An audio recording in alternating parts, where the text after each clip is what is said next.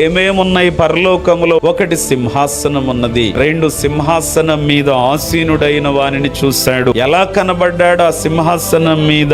దృష్టికి సూర్యకాంత పద్మరాగములను పోలినవాడు, అరకతము వలె ప్రకాశించే మేఘధనస్సు సింహాసనమును ఆవరించి ఉన్నది. 24 సింహాసనములున్నాయి ఆ సింహాసనం చుట్టూ. ఆ 24 సింహాసనముల మీద 24 పెద్దలు ఆసీనులై ఉన్నారు. వారు తెల్లని వస్త్రాలు ధరించారు, వారి తలల మీద సువర్ణ కిరీటములు పెట్టుకొని ఉండుట. ప్రభువు కూర్చుండిన ఆ సింహాసనంలో నుండి మెరుపులు, వనులు, ఉరుములు బయలుదేరుచూ ఉండుట. అంతేకాదు, ఆ సింహాసనము ఎదుట 7 దీపములు అనగా దేవుని 7 ఆత్మలు ప్రజ్వరిల్లుటను చూశాడు. స్ఫటికము వంటి గాజు సముద్రమును చూశాడు. 4 జీవులను చూశాడు. యెషయా గ్రంథం 6వ అధ్యాయములో గమనిస్తే అత్యున్నత సింహాసనం అంటాడు భక్తుడు. ప్రభువు ఆసీనుడై ఉండుట నేను చూశాను అంటాడు. ఆయన చొక్కాయి అంచులు దేవాలయపు అంచులను